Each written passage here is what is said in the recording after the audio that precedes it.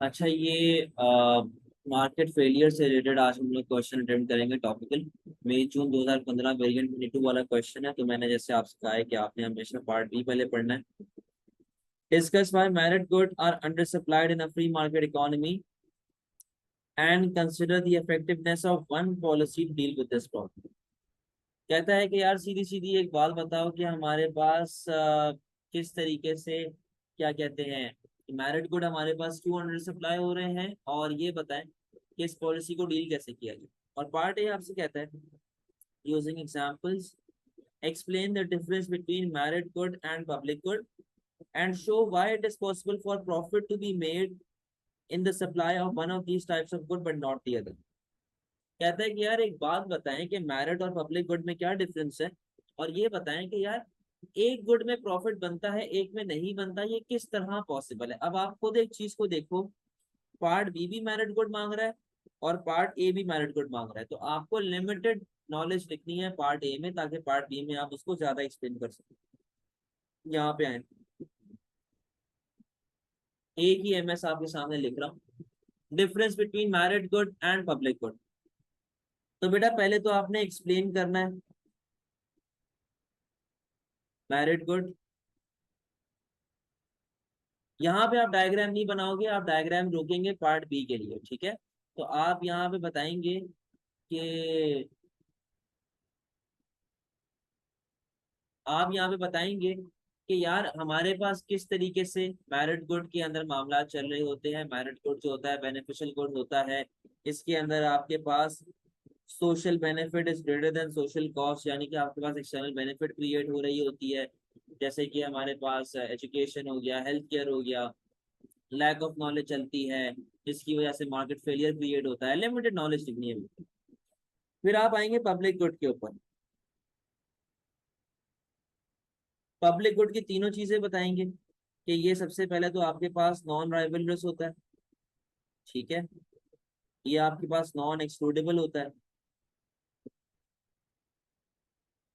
और ये आपके पास नॉन रिजेक्टेबल होता है। ये तीनों बातें आपने बताई, तीनों बातों के बारे में लिखा। अब वो कहता है explain why profit can be made in any in one of these types of good but not the other.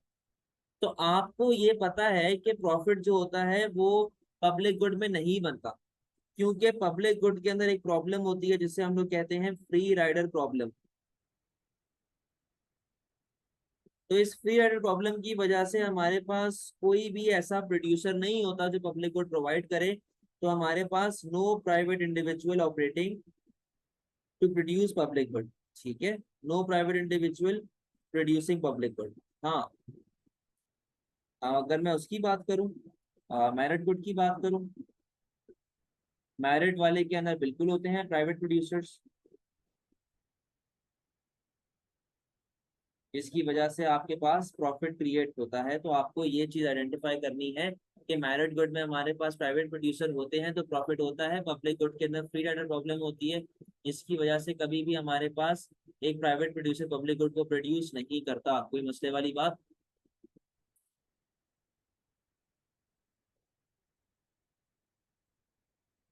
अब आप इसके पार्ट बी पे आएंगे। पार्ट बी आपसे कहता है कि यार मैरिट गुड हमारे पास क्यों कम सप्लाई होता है मार्केट में, अंडर प्रोड्यूस क्यों होता है, अंडर सप्लाइड। और ये बताएं कि जी किस तरीके से हमारे पास पॉलिसी एक बता दो जिससे ये सॉल्व हो। पार्ट बी पे आओ। आप स्टार्ट लेंगे एसिमेट्रिक इंफॉर्मेशन से। एसिमेट्रिक इंफॉर्मेशन नोट्स में पूरा लिखा हुआ है कि इसको डिसबैलेंस ऑफ इंफॉर्मेशन कहा जाता है, लैक ऑफ इंफॉर्मेशन कहा जाता है, जिसकी वजह से जो मैरिट गुड है, merit good under under consume होता है। जब अंडर कंज्यूम होगा तो जाहिर सी बात है अंडर प्रोड्यूस होगा, under consume, under produced, under allocated, ये सारी बातें आप उसको बताएंगे। फिर आप डायग्राम बनाएंगे सप्लाई डिक्रीज वाली, क्योंकि उसने आपसे कहा हुआ है कि ये अंडर सप्लाई क्यों होता है, तो डायग्राम भी उससे रिलेटेड आप बना रहे होंगे, ठीक है। फिर आपने उसको एक्सप्लेन किया। आप आएंगे इफेक्टिवनेस ऑफ वन पॉलिसी। मैं आपकी जगह होता तो मैं एडवर्टाइजिंग की बात करता, ठीक है। एडवर्टाइजिंग की जो मैं डायग्राम बनाऊंगा वो डिमांड इंक्रीज वाले डायग्राम बना दूंगा। मैं इसको लिंक कर दूँ, ठीक है, डिमांड इंक्रीज की डायग्राम मैंने बना दी, उसको लिंक कर दिया, तो उसको पूरा मैंने एक्सप्लेन कर दिया। कंक्लूजन में आप आएंगे, कंक्लूजन में आप कहेंगे कि यार इसके अलावा बहुत से ऐसे फैक्टर्स हैं, मैनी पॉलिसीज अवेलेबल, जो आपको मेरिट गुड में इंक्रीज करके ला दे, यानी कि एडवर्टाइजिंग के अलावा और भी तो पॉलिसीज है ना, जैसे कि सब्सिडी हो गई, जैसे कि स्टेट प्रोविजन हो गई, ठीक है। लेकिन बेस्ट पॉलिसी कौन सी होती है? बेस्ट पॉलिसी आपके पास होती है एडवर्टाइजिंग की। क्यों? क्योंकि असल फसाद की जड़ क्या होती है? Lack of knowledge. तो लैक ऑफ नॉलेज को आपने खत्म करना होता है, जिसकी वजह से आपके पास मेरिट कोड बढ़ना स्टार्ट हो जाए। अच्छा, अगर आप पार्ट ए में डायग्राम बनाना चाहते हैं ना, तो आप यहाँ पे डायग्राम बना सकते हैं डिमांड डिक्रीज वाली।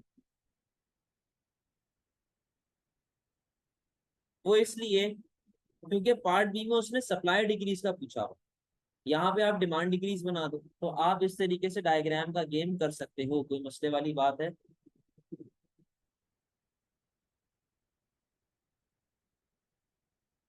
टाइप करें, बताएं, क्लियर है? सही। नेक्स्ट क्वेश्चन, चले जी। पार्ट बी कहता है the factor enterprise and the free working of the price mechanism always ensures a satisfactory outcome for consumers even when imperfect information exist. बेटा, imperfect information से आपको सीधी सीधी एक बात समझ आ जानी चाहिए कि ये किसके साथ लिंक कर रहा है क्वेश्चन? ये लिंक कर रहा है मार्केट फेलियर के साथ, ठीक है। तो इम्परफेक्ट इंफॉर्मेशन का मतलब है कि ये मार्केट फेलियर के साथ लिंक कर रहा है। ऊपर वाले क्वेश्चन पे आए, use examples to illustrate the difference between private good and public good and explain why only private good will be supplied in a free market economy। कि private good ही क्यों free market economy में supply हुआ जाएगा, उसने आपसे ये वाला question पूछा, ठीक है। तो अब यहाँ पे आओ जरा पार्ट ए के ऊपर।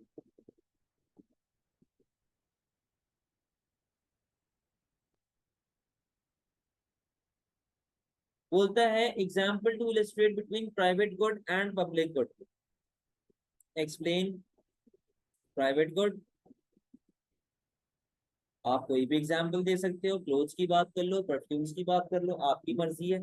ये क्या होते हैं? ये राइवलरस, एक्सक्लूडेबल और रिजेक्टेबल इन नेचर, ठीक है। फिर आप आएंगे पब्लिक गुड के ऊपर, पब्लिक गुड का पूरा बताएंगे। पब्लिक गुड जो होता है वो पूरे का पूरा नॉन वाली कहानी आ जाती है, non rivalrous, non excludable, non rejectable, सारी बातें आप बता देंगे।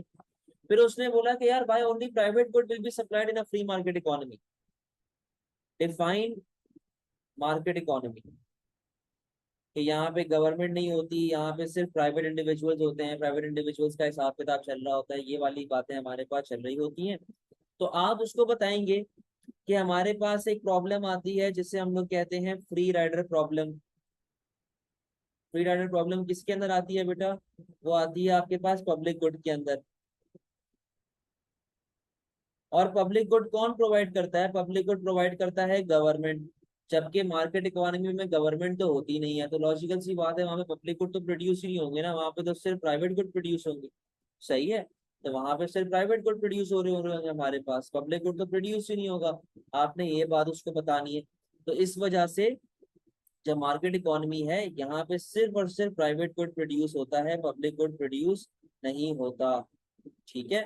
अब इसी के पार्ट बी पे आए। The factor enterprise and the free working of the price mechanism always ensure a satisfactory outcome for consumers even when imperfect information exists। बेटा, imperfect information का मतलब मार्केट फेलियर, ठीक है। तो आपने सबसे पहले तो डिफाइन करना है what is price mechanism.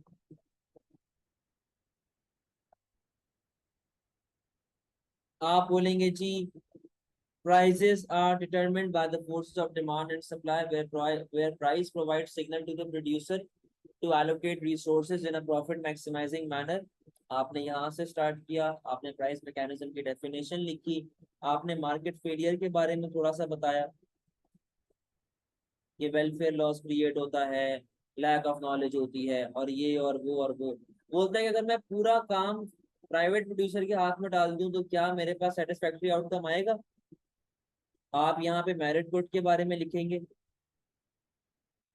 Social benefit greater than social cost, under consume, under produce, under allocated. यहाँ पे आप डायग्राम बना दो डिमांड डिक्रीज वाली, डायग्राम डिमांड फॉल वाली।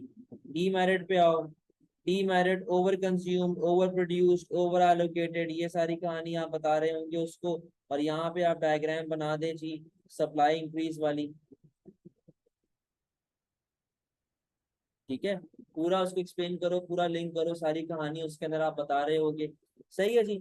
आप यहाँ पे मोनोपोली का भी जिक्र छेड़ सकते हो, डायग्राम भले मत बनाना, मोनोपोली का जिक्र छेड़ सकते हैं, उसके बारे में आपने पूरा बताया। अब आ जाए कंक्लूजन के ऊपर। उसने बोला क्या हमेशा सेटिस्फैक्टरी आउटकम आएगा? नो। क्यों?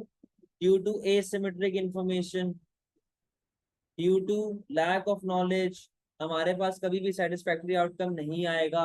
तो government should be involve, government should be involve हर हाल में, गवर्नमेंट शुड बी इन्वॉल्व हर हाल में, ताकि आप जो है सेटिस्फैक्टरी आउटकम लेके आए। अगर प्राइवेट प्रोड्यूसर पंगा करता भी है तो गवर्नमेंट डंडा लेके तैयार रहे और गवर्नमेंट उसे रोके इस तरह की हरकत करने से, कि कल को सोसाइटी को नुकसान हो और गवर्नमेंट जो है वो सोसाइटी को हार्म होने से बचाए।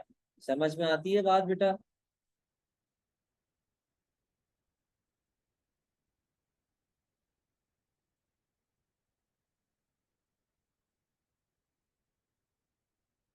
ठीक है।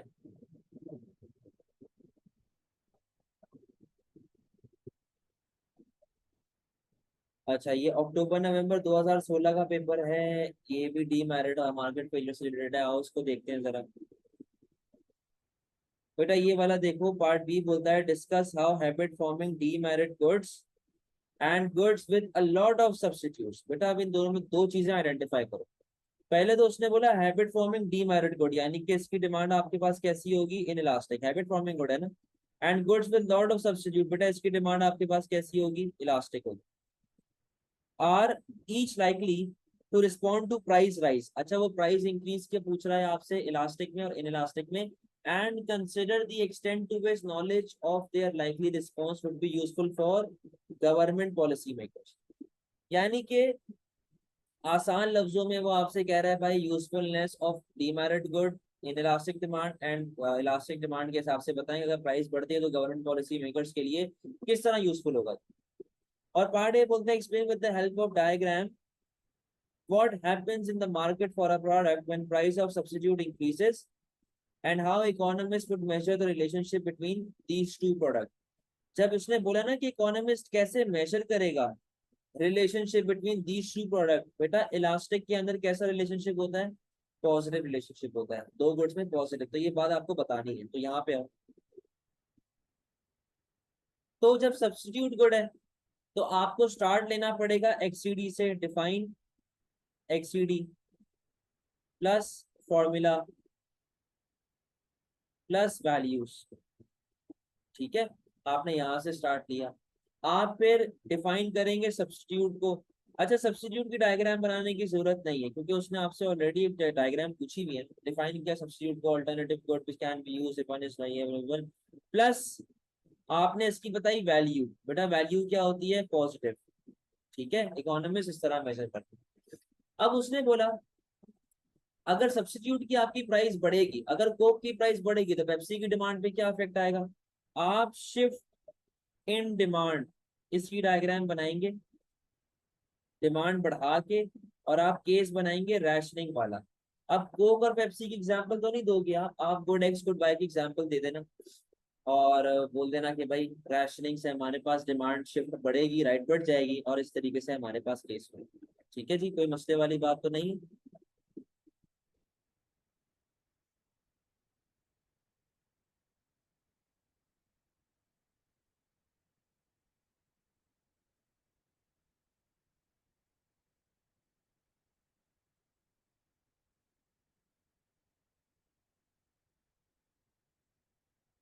आगे आए पार्ट बी के ऊपर। इन इलास्टिक और इलास्टिक की बात कर रहा है, अगर प्राइस बढ़ेगी तो क्या इफेक्ट होगा and consider the extent to which knowledge of their likely response would be useful for government. तो आप स्टार्ट लेना करेंगे अपना पीईडी की हल्की सी झलक दो उसको। आप बताएंगे कि यार डीमेरिट गुड क्या होता है, और हैबिट फॉर्मिंग डीमेरिट गुड जो होता है उसकी डिमांड होती है इनइलास्टिक। तो इसके साथ लिंक करो उसको। ठीक है, इनइलास्टिक की आपने बात कर दी। लॉट्स ऑफ सब्स्टिट्यूट का मतलब होता है, लॉट्स ऑफ सब्स्टिट्यूट का मतलब होता है इलास्टिक। ठीक है। अब इसने आपसे कहा हुआ है कि दोनों केसेस के अंदर आपकी प्राइस क्या हो रही है, दोनों केसेस के अंदर आपकी प्राइस बढ़ रही। तो आप डायग्राम जो बनाएंगे ना दोनों की, तो डायग्राम के अंदर आप प्राइस राइज करके ही दिखाओगे। ठीक है। अब इन इलास्टिक कहता है कि आपके पास प्राइस लेवल ज्यादा से बढ़ेगी, क्वांटिटी सिर्फ और सिर्फ थोड़े से कम होगी। इलास्टिक कहता है कि आपके पास प्राइस लेवल हल्के से बढ़ेगी और क्वांटिटी आपके पास बहुत ज्यादा से कम हो जाएगी। सही। अब ये सारा केस बताने के बाद आप जाएंगे usefulness of PED for government. जो नोट्स के अंदर आपके पास लिखा हुआ है आप उसको पूरा एक्सप्लेन करेंगे, सारी कहानी उससे लिंक करेंगे। कंक्लूजन पे आएंगे आप। कंक्लूजन में आप बताएंगे कि यार it is better than other इलास्टिसिटीज of demand, क्योंकि उसके अंदर ड्रॉबैक्स होते हैं। हमें इस चीज को देख के समझ आ रहा है कि डीमेरिट गुड इन इलास्टिक है और इलास्टिक वाला जो है सब्स्टिट्यूट्स वाला होता है। तो गवर्नमेंट को समझ आ जानी चाहिए इस बात की कि यार इन इलास्टिक में प्राइस भले बढ़ा दो तो उनको रेवेन्यू मिलेगा, लेकिन इलास्टिक में हमें प्राइस लेवल कम करनी पड़ेगी ताकि मुल्क में तरक्की आए, मुल्क में एम्प्लॉयमेंट आए, मुल्क में इकोनॉमिक ग्रोथ आए। समझ में आती है बात बेटा?